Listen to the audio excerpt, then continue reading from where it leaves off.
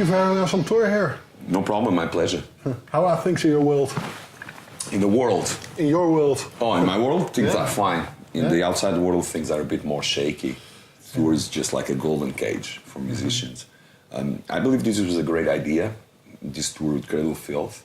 Actually, it was an idea that is very true to our friendship and musical affinities.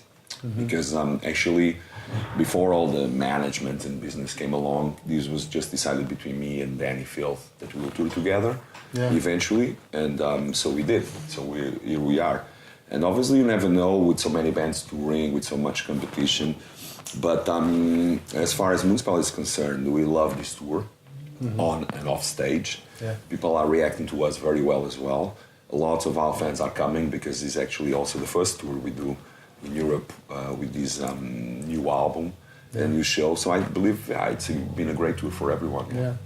You both became a bit bigger bands in around the same era, right? Moonspell and Cradle. That's true. I mean, we have a very common history, not only on the underground, but also we played together very early.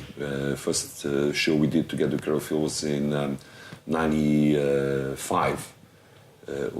Or 94, I think it was late 94, September 94. It was a sold-out show in Lisbon. And when you're growing up as a band and when you are like, just absorbing this world of touring and also Cradle, I feel just as Moonspell, we are all suburban kids that loved metal and that were into the underground scene, and we knew each other bands from that underground scene.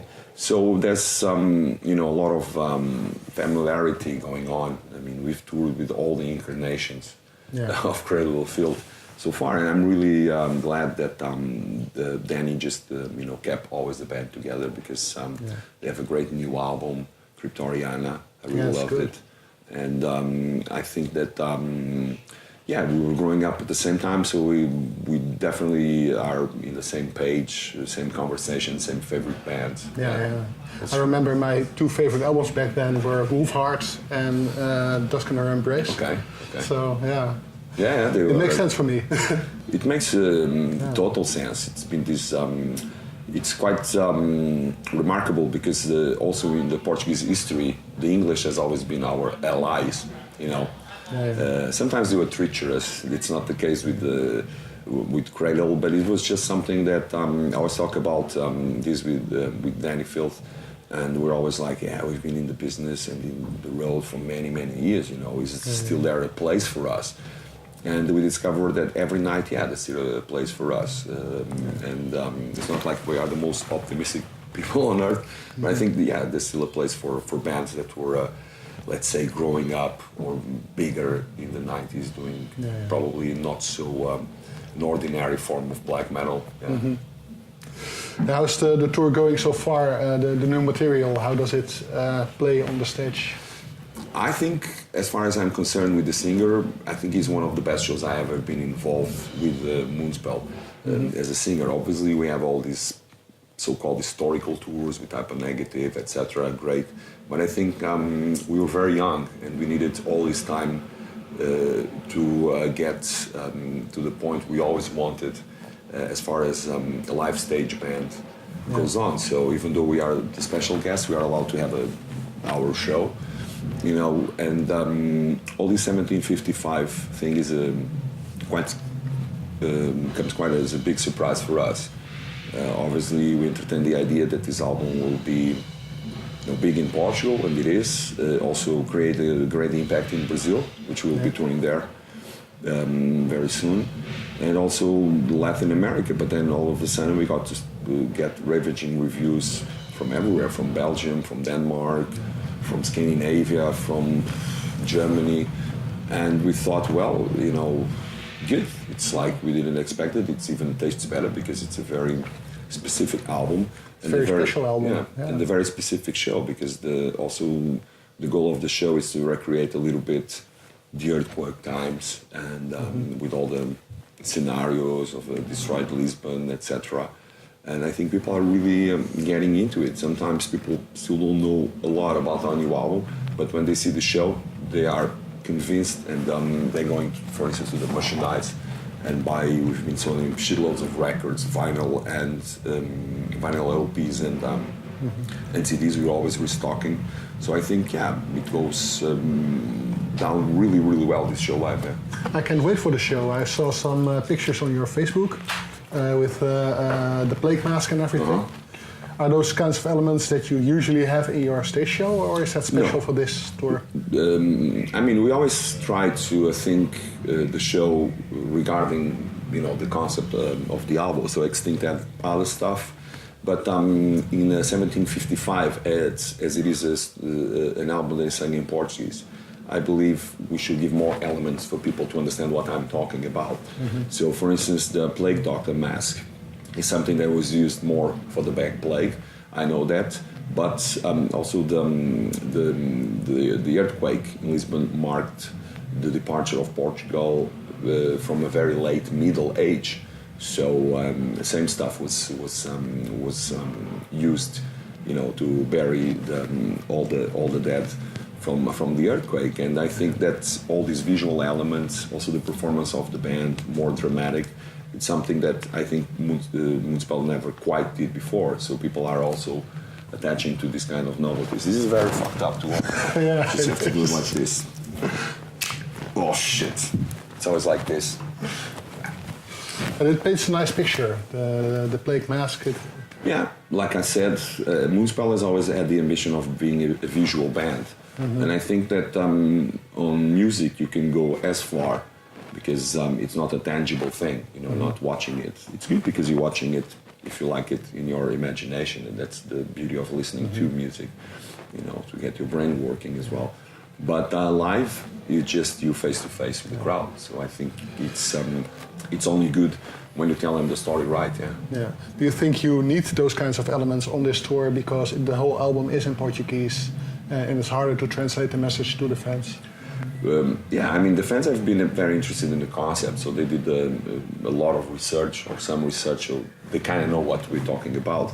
But I think you're right, these elements are really made to compensate, the lack of English, lack of the word understanding. And we always thought, also this album when we made it, but also the live show, to be a bit more theatrical than other Moonspell shows, and it's exactly what we are doing night after night. It's always a bit of finding the balance. You're about to release your autobiography in Portuguese, and it's going to be out in September, I think, in English, right? Yeah, it's not an autobiography. We didn't write it ourselves. It was Ricardo S. Amorim. He has the same name as our guitar player, but he's a journalist from Portugal, journalist from metal scene, big friend of us. So this book is out now in Portuguese. It's called Lobos que foram homens, which is a little bit of the Fumo Madness Portuguese lyrics. And it will be called Of Wolf and Man on the English version. And I hope Metallica doesn't sue us. But, Careful. They didn't invent it. No, I don't think they will. Probably next time they will play Moonspell when they come to Lisbon. Let's see. If we get that historical. Anyway, it's just like I have many things. We love books, and especially me, and I have a book label, and my poetry is now out in English. So we're kind of diving into that world as well, which is really interesting. And we had kind of a photobiography released when we were 20 years, a couple of years ago, in 2012. And when we turned 25, which is really, you never expected it, and then probably turn 30, and then we will see about it. Yeah. But we felt the need to have a book written by someone that wasn't me, because I didn't want people to know the Moonspell story through my hands, because I'm always have a very personal reading of stuff. So the plan was to involve all members, present and ex-members, and to tell a story of a Portuguese metal band that, as far as Portugal is concerned, did the impossible, which was to tour internationally, to sell records, to go out with big bands, to be in the biggest metal festivals, and also what it is for us, So I think it's a very up-and-close book, and we're going to have the translation ready soon. So I think in September it will be available in English, and then we are open also to someone to pick it up in English and translate it in any language, because fortunately we have fans that speak many languages. So let's see. It's just a start. Yeah. So you actually got to read this actual book after it was written, or did you have? No, I had to participate a lot in the book. So I was reading the book piece by piece, and it's out in Portugal, and we got some reading copies. One of them was it's still a Portuguese version, but we gave it to Danny Field because he wrote the forewords, another connection between the band. The other guys in Moonspell are reading it because I already read it in a way, but I want to just be like at home and just they read it very fast. Everybody is reading says it's a page turner, so I just want to be home in my study and reading it myself, all the book, but not on tour. I already plan to do this at home to have a little bit more distance as well. Yeah, exactly. This year, Sin Pecado is 20 years of age. Yeah. How do you look back at that album? Well, actually, we've been discussing a lot of stuff for Sin, because it's not that we forget our albums, but you'll have to understand that we're already on the road for 25 years. So we played a lot of the Sin songs when it came out, and then after Sin up to here, we have already shitloads of albums and music and ideas. We felt personally. I felt all the time this album could have waited a little bit longer, because even though it's it's a great album, great songs, I thought that it happened sometimes in our lives, in our careers, that we were not quite ready for all the ideas we had as musicians. Mm-hmm. So in my opinion, the album came a little bit watered down from what we had in the demos, for instance. We are not with Valdemar because he produced this album, but I think our formula with him was a bit exhausted, especially because of the studio owner, that he wanted always us to sound like that. So it was not like the most pleasant experience. And also he was a old studio, but he was also a great divider of people. And I remember, for instance, two of our main crowds, France, they loved the album, and Germany, like they kind of hated it, but nowadays they love it, So I don't think to like waste a lot of time thinking about it. What we're gonna do is to make Sin available again in the market, because it's completely sold out on social media. There's no vinyl, there's no CD. Now, if a new fan like that started listening to us since Memorial or Antidote, they cannot find it, just on the digital world or in the illegal downloads. And probably spice it up with a little bit more stuff that we had at the time, because we also did remixes, was this kind of phase with Moonspell. And definitely in the headliner tours because we will not have the time to do a full tour, just playing Sin. There's no physical time, we're going to be on the road up to the end of this year.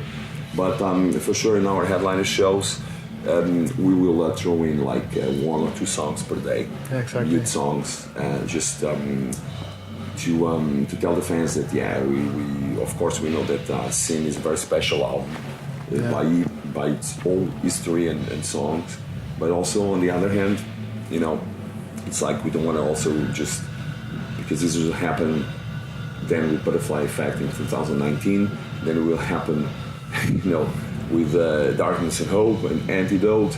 So we don't want to become a tribute of our own as well. That's up for other people to pick up and do, I think, if they want to. You mentioned on your Facebook that the album itself is most loved and hated. Yeah, I think so. That's my impression. I mean, now everybody tells me people love Sin and they always understood it. But at the time I didn't get that impression. Maybe I was wrong. Mm-hmm. I remember people not even listening a single note and already saying he was a sellout. But I mean, we can really, dramatize these things because people were just into different stuff back then. It happened the same with Paradise Lost, 1 second, at the largest scale, and it's such a great album. So, metal is great, but sometimes we have moments of clarity, and sometimes it's just people just want meat and potatoes, and Viking and Second World War. There's nothing wrong with that. But I think things are more balanced now. People also like bands that do quite different stuff. quite more revolutionary bands than we have ever been with Moonspell, and they really like that. Yeah. Yeah, so exactly. there's space for everyone, I think. Perhaps it was indeed a little bit too early for that album. I don't know. Not too early. I mean, it wasn't like we were going to release it now or something. It was just probably if we give it 1 year or something, we will have made a better album. That's the impression I have. But maybe not, so nobody can say. You never know. It's done, yeah. Exactly. You mentioned that you're going to be on tour for the rest of the year. Yeah. Where are you heading? Well, this tour is almost ending, so it was a very long track that started on the 13th of January. Lots of shows, lots of people, really cool atmosphere, like I told before. So right now we are going, immediately when we came back, we're going to play Portugal. Yeah, in 2 shows, and then we go to Russia for a small headliner tour, 5 shows I think, and then we start playing whatever, some summer festivals here and there, and go to Latin America, play Hell and Heaven, Mexico. We play the same day as Scorpions, Deep Purple. Imagine that, I never imagined we could play the show. It's not on the same stage obviously, but it's on the same bill. And then we just come summer. We have many dates in Portugal for the summer as well. It's stronger over there. And in September we start a big tour with Morpheus, Dark Tranquility, and Omnium Gatherum throughout all North America, US and Canada. And we still entertaining the idea of still before the end of the year go to Japan and Australia. Okay. So it's going to be a long run, yeah. Will there still be time to develop some new material, or? Yeah, I think so. I already developed new material. I'm not... Honestly, sometimes I think, I have to be inspired. Of course you have to be inspired, but I believe inspiration is definitely every time more an inside thing. If you are on tour or if you are at home scratching your balls, it doesn't matter, It's just, if you are inspired, it's just something that happens or not. So we're gonna have a DVD out in June called Lisboa Under the Spell. But then for sure we're gonna write and record a new album in 2019. That's what the band intends to plan. Not because of anything, but because for sure we have good ideas or some ideas. And that's not the first time that we came from a long tour and just spend a couple of days in our studio, just going around. That's honestly what we like most to do, just be together and nobody knows anything and just throw new ideas, speak about them. That's a very cool period for any band. Get inspired by life a bit. Well, my thing is that other people have other hobbies, people do all kinds of stuff. And my free time, from my mind, I really like to write. So when we were just finishing 1755, getting ready for the tour, doing everything we do, like Family Man as well, I wrote at least 10 songs. So I have at least 10, 12 new lyrics ready. And people say, why, how can you do it? You just did an album, going to do a DVD. I said, everybody can do it if you don't just overthinking. Put your mind to it.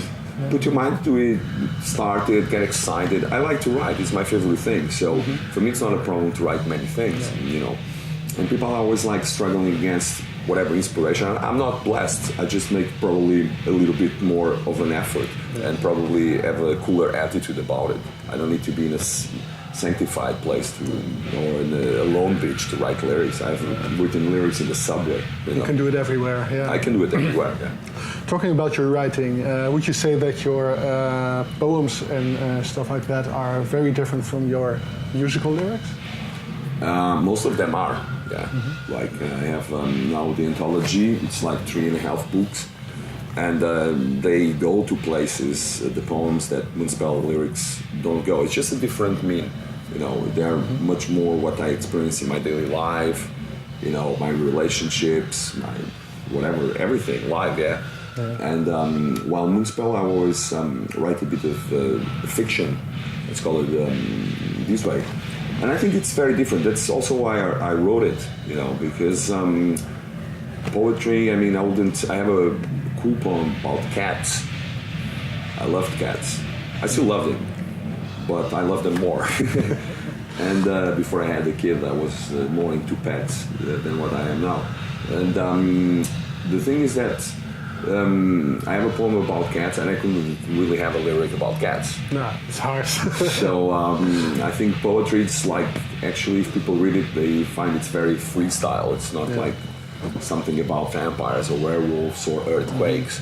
I love to do this kind of stuff. That's more my classical stuff. But in poetry, I just go whatever I want to write. Show your softer side as well. Yeah, I can write about drinking water with you if it's poetic, you know. Yeah, exactly. You actually translated all your lyrics for the bundle. Your lyrics, your poems. Yeah, I did it. Yeah. Was it hard to do to Very translate hard. something you have into another language? It was harder than what I thought. I translated many times. I was many years working on this. The last thing I wrote was in 2012. Mm-hmm. So I was like 5 years, here and there. Until recently, I said, well, I'm not liking it. I'm not getting into it. You know, it's just like someone that just put the Portuguese into it. It's not working. Mm-hmm. So I learned more English. I read more poetry books from other authors. Took a few tips from English. And decided to throw everything away and rewrite everything. So people call it a translation, and it is technically, but it's more maintaining the same subjects. I rewrote a lot of stuff. Probably the whole book it's rewritten. Yeah. You really lose something if you just put it through a translator. Yeah. Well, you lose, you gain. You know, people have this prejudice against the translators that is fed, you know, by centuries, and there's many.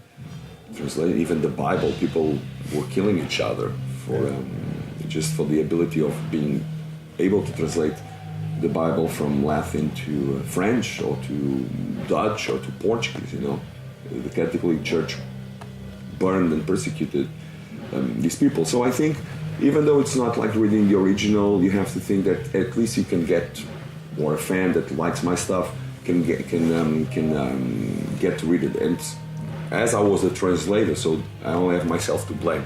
Yeah. So, and I think that's a responsibility. But for instance, we're doing the Till Lindeman's book in Portuguese, and I'm not going to translate it myself because I don't speak German. So it's all a base of trust, and people sometimes they are very suspicious about everything, but they shouldn't be. I think from all the English people that have read my book, I've just got really good compliments. So I'm happy. I'm really impressed that you did it yourself. That's a really cool thing to do. Yeah, I mean, I'm not impressed, but you know, it's just something I like, and I try to explain in a very simple manner. For instance, people love to go and ride motorbikes and go out in the open, and I have the same thrill reading, exploring, and writing, especially reading. You know, and I think that's the thing for me. So translating books, it's something that I will always do with pleasure and not pain. You know. The company that brought out your book, it's called Alma Mater, right? Alma Mater. Is that your own company? Yeah. I mean, Alma Mater was an idea I have because I think, you know, sometimes you could use someone with my experiences, my partner experiences, especially for Portuguese metal. So we decided to start it slow, and we just re-released Irreligious and vinyl, and we did the Opium, and that went really well. So we sold out, and we could pocket the money, but we said, no, let's try to bring something also interesting, and let's try to grow this, you know. So we then did the reissue of Desire, very old, very good Portuguese band, doom death metal. Well, death doom, I don't know. Very slow, very dark, very intense in a way. And we re-released their amazing 96 album, and we already sold it out as well. And we produced some shows for them. Many people were there to see them in the Lisbon release show. So we thought, not giving a step too big. We're gonna work with other bands. So we're going to sign like our baby band, our unsigned band. It's going to be a death metal band with a female vocalist called The Alchemist, and I think they're very good. And they might sound like many other bands, death metal, but they have something special that I think I can help them to explore. definitely. And then books just came by. I mean, I'm a bookworm, so we released my book. It's going very, very well. I'm almost sold out on tour, and it's really going well. And then we go on with releasing more books from people that are not professional writers. We just release athletes, politicians, musicians, you know, people that want to write, and they will have a place as long as we like them. That's the only thing I say about many bands said, well, can we have a place? And I said, this is not like Nuclear Blast or Napalm. It's just a small, friendly project. Yeah. You know, that we're trying to make the difference here and there. But it's not like we want to pick up every band, because we cannot provide them with a good job. So we want to pick up really, really different stuff, but also with the notion that we can make the difference. So our actual release is from a fado singer, Paulo Bragança, that was the guest in Tremor Day. So we have a fado EP, and it's going great. And it's great because Paulo is such a great artist, and he's been so away from the scene that his music is beautiful, his voice is great and dark fado. So I also want to give a little help so he can, you know, pursue his own way back into the music, because he definitely deserves it. So it's a new platform for sharing creativity that deserves sharing. Mostly, yeah. It's not like we're not. Of course, we have to make money because we have to pay the bands. But also, it's not in a money perspective thing. It's a perspective of quality, you know, and originality, and especially. That's the only thing, and people cannot take me wrong. I just sign bands that I really like, or books that I really like. It's going to be oriented to that. I don't care if I have 20,000 seller if I don't like the band. It's not a business, you know. It's your way of giving back to the community. As well, I hope so. I hope it helps Portugal. Portugal always needs help, and many bands there. I cannot sign them all. I cannot make them all famous. They have to work. Like we did every day, and here and there, of course, I will help some bands, because actually I really love their stuff or see them a lot of potential while liking their stuff. Yeah, there's some really exciting stuff on your horizons then. Yeah, I think so. I hope I have time for all of this. It's all big plans, but I have a good team as well. Back in Portugal, so things are falling into place. We're going to release at least, I think, 3 to 4 books for the end of the year, and 1 or 2 records. Yeah, awesome. More. Yeah. I can't wait for the show tonight. Right. It's See you tonight.